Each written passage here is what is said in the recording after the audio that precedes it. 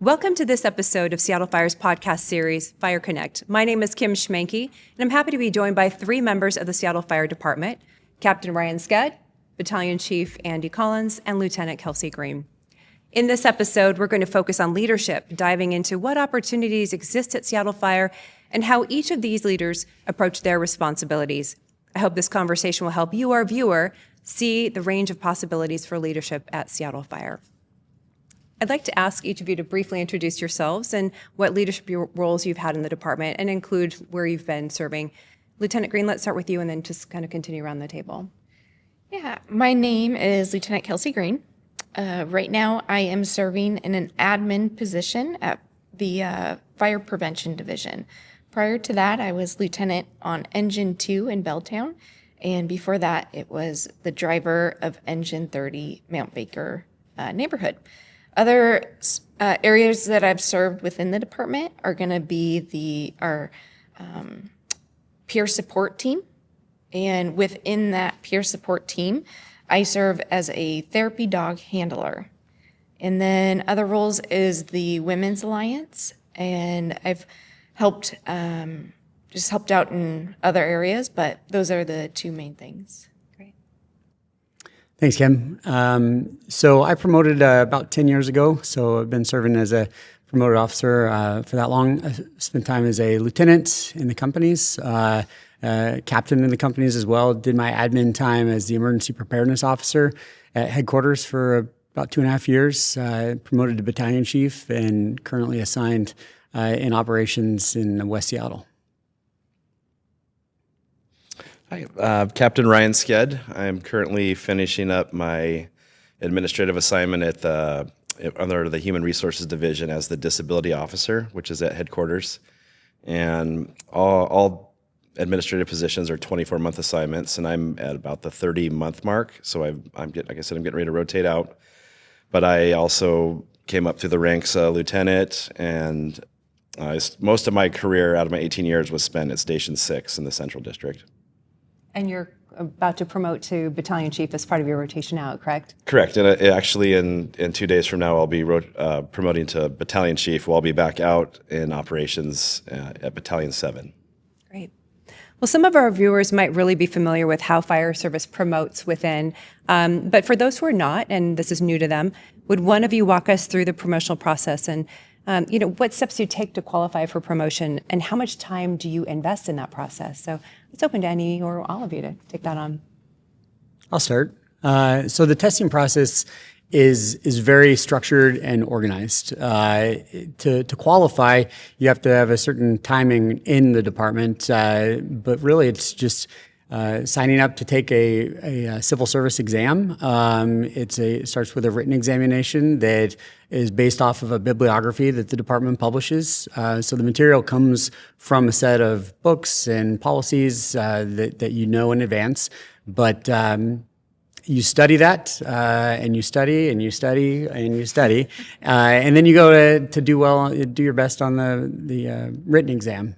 From there is an oral exam, so a panel type of interview, and based on your performance in those two areas, it generates a roster or register, and that register is good for 2 years, and promotions are typically taken from the top of that register and as spots open up.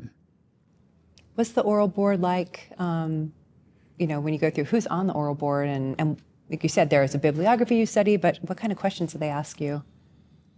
I could take that. So it's typically a 3-part, the oral boards, when they bring in fire officers from other fire departments up and down the West Coast to make sure there's a level of, they don't know the way we do things, there's no personal relationships, and there's typically a human resources portion where it's dealing with interpersonal conflict or day-to-day life within the department, and there's, of course, a tactics part, so emergency operations and how you would handle those situations. And then kind of what we call the resume portion, where you're essentially talking about your experience within the department, places you've been assigned, committees you've been on, and whatnot. Kim, you asked about the preparation, and I don't know, maybe my experience is similar to yours, but but I alluded to putting a lot of time into it. And, historically, the promotional process has been really competitive. Sometimes it's the needs of the department and when we've got a lot of vacancies to fill.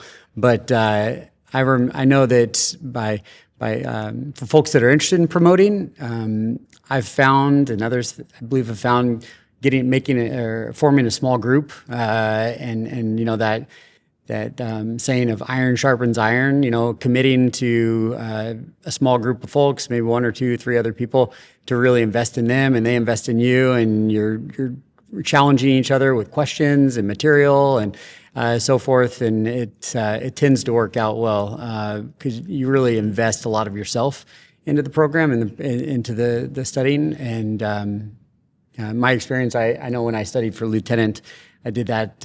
Lieutenant Blake Anderson and I studied together, and it ended up that he was number 1 on the list. I was number 2. I think we were a point away from each other, but it really worked out well. What's that like for your family? Because when you're talking about many, many hours in the process, I assume, folks are interested in the hiring, and we've told them through the other podcasts that it's very intense, and the hiring process and the recruit school can be just so many hours, and your family needs to be prepared. But it sounds like this is really a rigorous process too. And kind of what's your takeaway on how you balance regular life with preparing for a promotional process? Yeah, I think any of us want to be really good at the job. And so getting hired, there's a lot of studying involved. And then it's always continuing. So getting promoted for me as a lieutenant, there's a lot of studying involved. And for me, it was just making sure to stay on schedule, right? So kind of creating a schedule for myself that months prior to that test is I know what's to be studied and then kind of dialed in. And there'd be moments where I'm on vacation studying, but that was because I chose to. That's because I wanted to. I want to get really good at the job, and that's how I know how, is by studying what is provided in front of me. Yeah, and Chief Collins alluded to, the list can be very competitive, and they're based on retirements and vacancies that are created, and you never actually know how many spots will be available. And they're a 2-year register, so it can be challenging to put in all the time and invest it and not score as high as you want to. Somebody always, what we call, dies number 1. Yeah. Somebody's the first one to not get promoted, and they may have put in as much or more time as the people in front of them. And so it's a matter of, like I said, you have to do well on the written, do well on the interview, and they take your time in the department. You get service credit. They add that together, and that's a list that's posted for everybody to see. And you're just waiting. You're hoping that the anticipated vacancy will occur, and you'll get it before ours run August 15th to August 15th biannual every other year. So it's as of late, we've had retirements, so our lists have been going deeper, and they've been going pretty well for people. But that cycle will tighten up, and the list will get shorter, and you'll have to do very well. And it's you get what you put in. Yeah. Well, an obvious question. Why did each of you decide to seek promotion? And let's take pay off the table. What are some of the other reasons that you found it really personally important to take that step? Yeah, I can start with that. For me, it wasn't necessarily the role of lieutenant that was a priority. It was for me getting better at the job. And I want to be really great at this job. And I will always be striving to be better. And there's not a day in my career that I will be the best, right? I'm always going to be striving for that.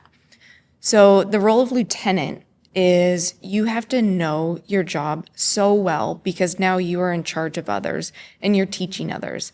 So for me, it was really important to be in that position to know the job well enough to be able to teach it. So that's why I chose to promote. That's how I get better. Is I'm able to kind of push myself to be able to know the role a little bit better, and then always be striving to get to kind of know the role even more. So that's why I promoted, and it's been a wonderful experience. Yeah. There are ways to be leaders in this department that don't necessarily involve, formal promotion. We've got a lot of fantastic leaders amongst the ranks. But, I think one of the beauties of the Seattle Fire Department is you have so many options coming up through your career if you want to specialize in something. But for me personally, I just found myself drawn to the track of promotion. And I promoted it about 10 years as a firefighter, and I felt like I knew I wanted my career to go in that direction. And at that point, I'd had a lot of folks that had poured into me, and I felt a sense of like, this is where I need to contribute back to the department. I mean, to perpetually keep things going. Lots of times we need folks to take that next step to say, hey, come along, follow me, just like others did for me. So that was part of my story. Okay, I think for me, when I thought my path for promoting would be the right time, I'd had just over 10 years in, and I had been with a crew that I was really close with, and my captain was about to retire, and I was the driver on that crew. And so I think at the time I wanted more responsibility for the department, and it was a good break. The crew was going to start going out, and eventually we all promoted. And I'm glad I did. It's been the pathway it's been good for me and my family, and I feel like I've contributed to the department in a positive way. And that's an interesting point too I want to follow up on is when you promote, when you're hired, you're kind of with a family when you're at a station or on a company. That's your group that you're with 24 hours a day on your shifts. But when you promote, you don't promote within the same company. You have to go elsewhere and get that leadership opportunity before you can come back. So what's that like to take that step, because you are saying goodbye to your family in some ways? Yeah, and that's what it was. That's why it was challenging, was the four of us had been together for a while, and we spent time together outside of work. We're colleagues and friends, and I knew the neighborhood. I'd been in the Central District for 10 years, and I was a driver, and I knew the buildings and the people, and all four shifts were fantastic. And it was hard. The first few shifts out of there were tough. And you learn to adapt. And the next place I went, it was the same thing. I met great people and was surrounded by good things, so it worked out.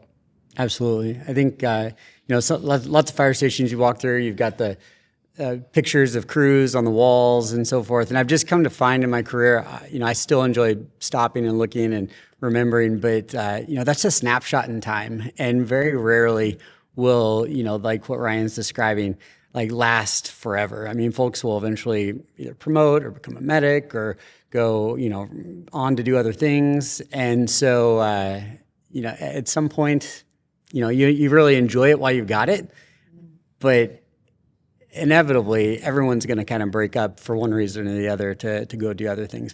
And Ryan, I couldn't agree with you more. I've had multiple opportunities now to move from either a station or assignment or a battalion into another part of the city. And, we've got great people everywhere. And so just because I spent a lot of time in one part of the city and I get thrust into another part of the city, it doesn't take long to realize like, oh, this is great. These are good new people.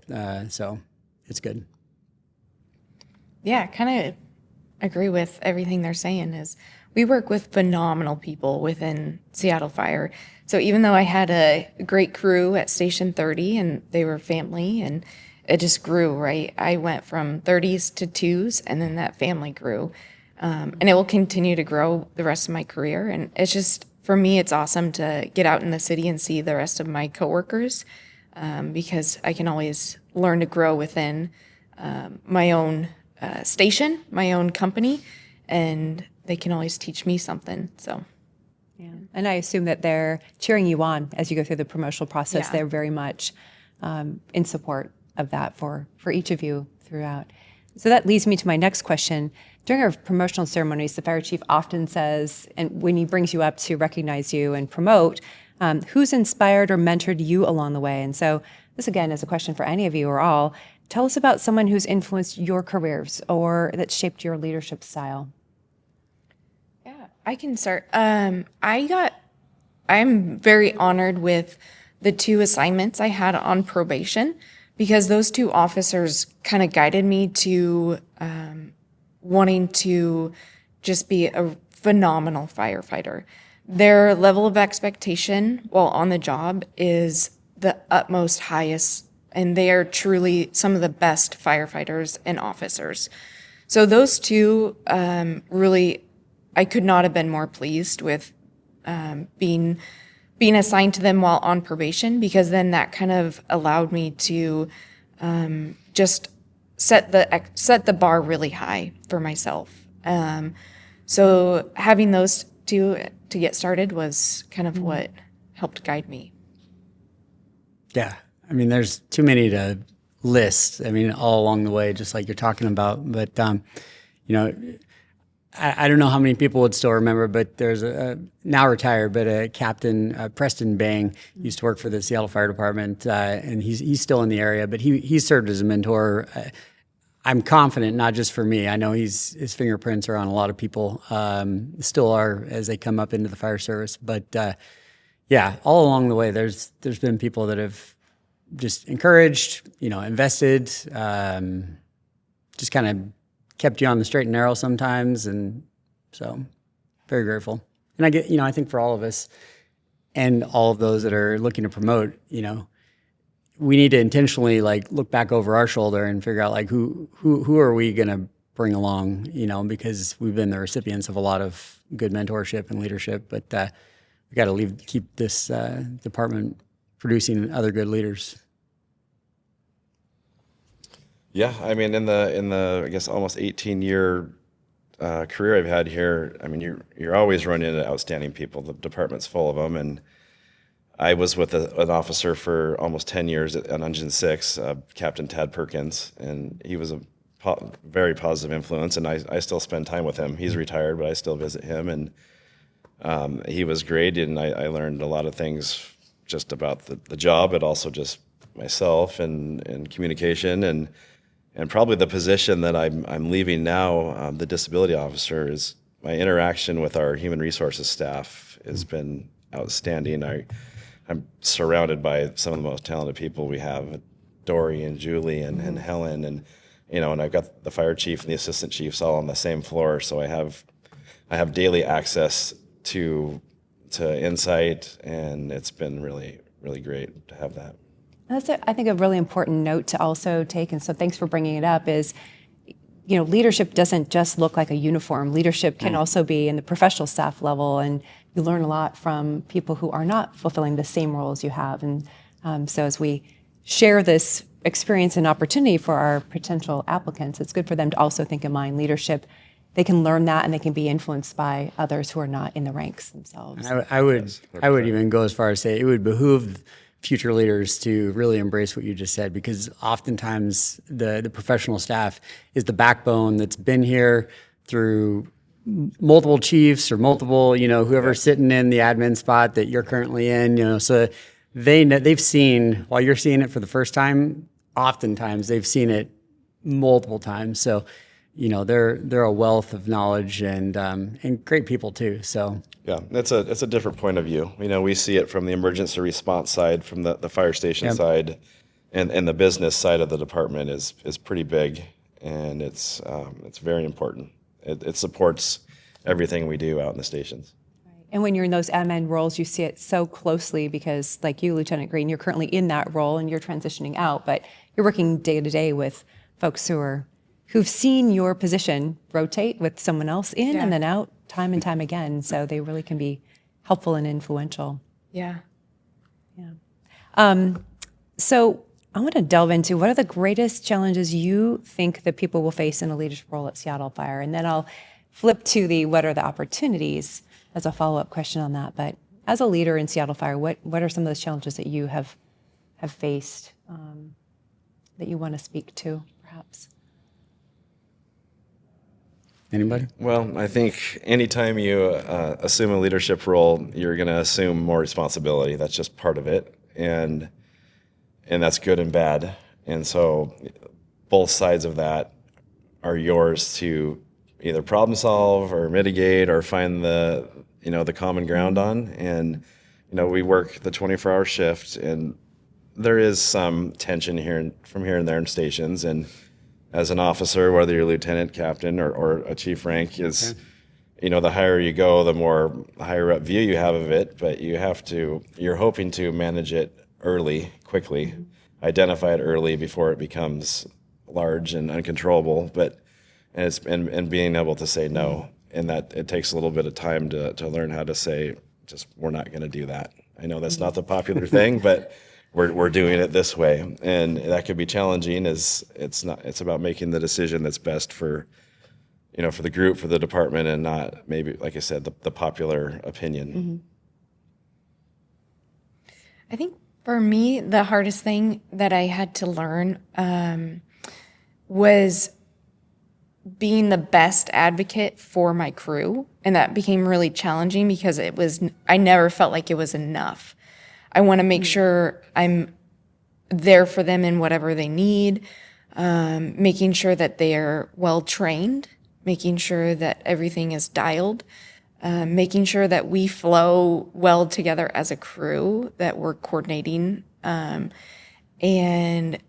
I went home at night or the next day and still would think about, was that enough? Am I advocating for them enough? So taking that lieutenant position and being in that role, it was now my needs are at the very bottom and my crew is at the top. So switching from a firefighter to a lieutenant, that was the biggest challenge for me because I just, like I said, I want to be their best advocate. That's great. I think for me, my thoughts are that every time you promote, you're taking one more step towards management, and at every one of those levels, you're learning to balance the needs of the organization with the needs of the personnel, and it can. I mean, you guys have both described it really well. It can be a challenge sometimes. It can also be pretty rewarding sometimes because you get the opportunity to still, at least at our levels where we can get to operations. You get to bring that to the beanery or to, and oftentimes explain the why, because maybe you've been behind the scenes or you've got a little bit more information and so forth, and you can help kind of reconcile any discrepancies. But you need to know what you're getting into. But I think the rewards certainly outweigh any,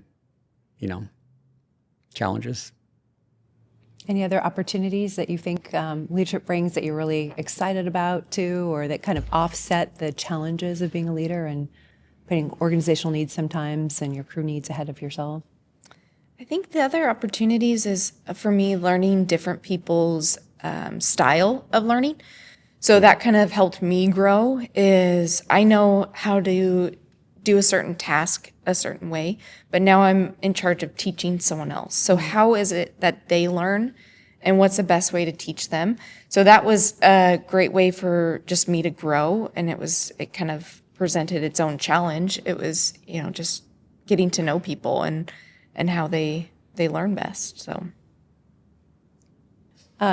Chief Collins, I want to ask you specifically, you have a background in the military, and so you also have been pursuing leadership roles through that service. So talk a little bit about, is it compatible to do the leadership track in both the fire side as well as the military at the same time? And what benefits have you seen in both sides of your career? Yeah, thanks, Kim. I think I would zoom out just a little bit before I answer your question and say that everyone comes into this line of work with other experiences. So they may have their own business, or they may come from management and retail, or just for me, it's been leadership in the military as an officer there. And so, I think when you're able to identify strengths, for me, paramilitary organization runs very consistent to a military organization, and so there's a lot of familiarities there, working in a structure, a chain of command. But I also think I've found it helpful that, I've been given a lot of responsibility on the Army side that has prepared me so that more than once, it's not been my first iteration taking on responsibility in this uniform or planning a large exercise or or managing a budget or things like that. So, I think that's there for everybody to harness wherever you have come from or whatever you're doing in parallel. But it's been good. That being said, I would certainly remind everyone. I mean, and I always commit to this. I mean, whatever uniform I'm wearing, that is my primary job. And so when I work for the Seattle Fire Department, that's my primary employment. My time in the National Guard is, when I'm on military duty, I'm 100% military duty, and so being able to recognize, when they're competing, whether it's schedule or, whatever it is that you're having to prioritize, just making sure who is the primary, like who's getting the most of your efforts in that moment. But it's always great when, you can parallel something or bring an experience over that it just equips you and makes you a little bit more comfortable and in the job you're doing. Kind of a follow-up on that is, we've been talking a lot about formal leadership promoting up, but there are a lot of informal opportunities to be a leader at Seattle Fire. And would you guys like to touch on some of those things that you can do that don't require you to go through the promotional rank process, and you can remain a firefighter or at any other rank and continue to influence and lead in other ways? Yeah, I probably just time in the department, more senior members become a positive influence or an informal leader within the stations because they have knowledge of the job and the experience on calls and whatnot. I know that the drivers are always kind of referred to as the informal leader. The officer has command of the apparatus, but the driver, they're getting you there. They know where to park. They have a lot of knowledge of the buildings. They typically are at that station longer than most of the other people. And when you get into a driver's job, a lot of times that's your career path, and you stick with it. Whereas officers, promote and come in and are acting, and in the tailboarders, the same thing. They go to other opportunities, but the driver is typically the longest standing member in that station, so they have a lot of influence on decision making, and the officers really put a lot on them because they trust them. Sure. And there are things such as you've been so involved in all these special events, World Cup that's coming in 2026, the FIFA Cup that was in 2025, MLB All-Star. I mean, a myriad of different special events, and you've been at the there are so many things in this city. We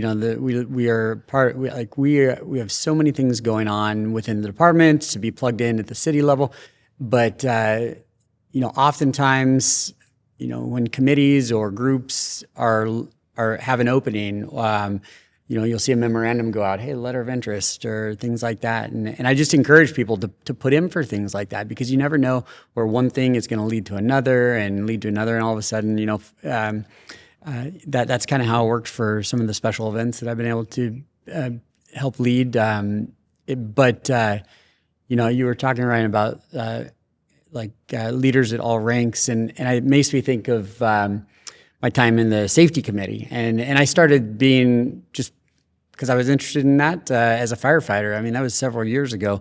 And we've got members in that committee that speak from all ranks, like from firefighter all the way up to, assistant chief. Chief Scoggin shows up sometimes.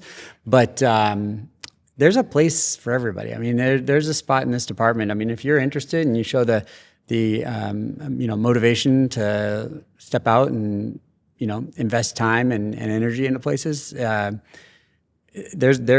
feel confident that there's a spot that you can, influence and lead in.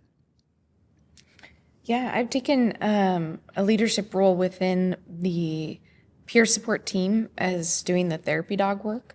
And that was a program that just started a few years ago. And it's just so important to me being in the peer support role, where kind of we focus a lot on, in the fire service, your physical health, but then there's also the mental health side. And just being a huge advocate of my coworkers and myself, and just making sure that we focus on our mental health. And the way that I do that is by serving through the peer support and the therapy dog team. And yeah, so it's something that I take enjoyment. It's something that is fun for me. And then also I can kind of help be my coworkers' advocates through, just providing that mental health importance.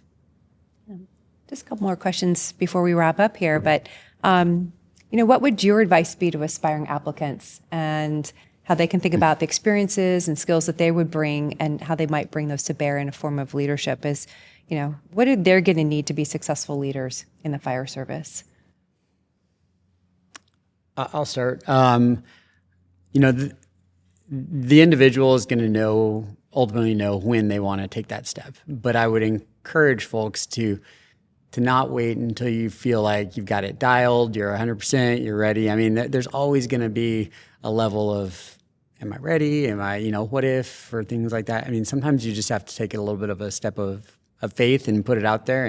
And it's, my experience has been, it can be challenging, but it's incredibly rewarding as well. And you don't have to know all the answers along the way. I still get questions. People come in the office and, okay, let's go look that up, or let me get back to you, And so don't feel like you've got to be,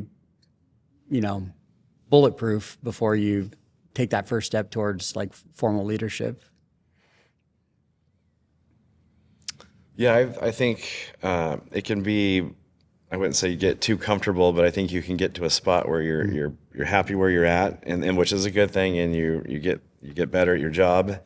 But it's also change, although it's challenging. But I think it's important to be uncomfortable as well, and to be in that state of like I'm transitioning to the next rank, and I'm very uncomfortable, and I think that's important. I think that kind of relights the fire and keeps everybody like eager to learn and to seek out more and to talk to other people about things. And so I think it's, just be willing to keep going forward and be uncomfortable.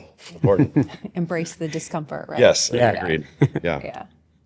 I think telling anyone that's wanting to get started is whatever you're doing right now, just take pride in it, work really hard, and enjoy what you're doing. And so all of these things will help guide you and gear you up for a job in the fire service. So a cashier at a grocery store, do that and do it really well and take pride in it, because you are the face of that company, and that is a leader right there. And that helps set you up for a role in the fire service, dealing with the public, right? And so anything you're doing right now, I would suggest to look at taking pride in your work and work hard. Kelsey, that made me think of, you're the face of that company. And I would have never guessed that, from the first lieutenant's exam that I took to, where I've been able to serve right now. But the opportunity to be at this point able to represent the Seattle Fire Department, like on my own in a outward facing, meeting where I'm the only Seattle fire person in the room. If you think about it, I guess that's a lot of responsibility, but at the same time, it's pretty amazing to the fire department empowers us at these different ranks to, go out and, represent the Seattle Fire Departments outwardly. And, when folks look at the patch and say, hey, there's, Chief Collins or Captain Skedd, that's Seattle Fire Department. Hey, Lieutenant Green, what's Seattle Fire Department doing? It's pretty neat. Well, one last question for the table, and then we'll call it a wrap. But what do you hope your personal or your legacy of leadership at the department will look like? And when people reflect back on your service, what do you want them to think about you and what maybe those words are? I think when I leave, I hope that what I can leave people with is that I think everyone deserves respect, whether it's on scene, whether it's in the fire station, whether it's on a phone call to someone, is that I always want to make sure everyone deserves respect. because then in return, I want respect. So that's just something that I hope that when I leave, that people will remember that. I hope that when I move on to the next chapter and if they remember Chief Collins, Andy Collins, that they think of somebody that kind of along those same lines, but just valued the people. I mean, we day in and day out, there's always a hot issue, a critical thing going on, something to deal with. But I mean, I genuinely think our people are the most important thing that we have in this fire department, and I try to treat them that way. And so I hope that, I hope that comes through, and I hope that's remembered. But Yeah, our people feeling valued and respected is key, because that's what I mean. Without them, we can't operate. We're public servants, and I hope that they would think that that they know that I feel that way, and that by keeping them in my best interest for us to complete the job and do it well, and that they felt that I was a competent leader that would put them in position to be successful. Great. Thank you guys all for your reflections, and thank you so much for being on today's podcast all about fire service and leadership. We really appreciate your time and your knowledge and just your thoughts sharing with us. So I want to acknowledge this is our final episode for the year, and I hope you've caught all the other episodes. If not, we have them posted to Seattle Fire's YouTube channel, and of course on social media you can find the links to them as well. If you're looking to apply for Seattle Fire's entry-level firefighter EMT process, the application's open October 7th and close November 25, 2025. There will be more information shared throughout the fall, so please sign up to follow our jobs interest list at seattlefirejobs.com. Follow us on Instagram and Facebook, and join us at upcoming workshops in October and November. With that, we thank you for your time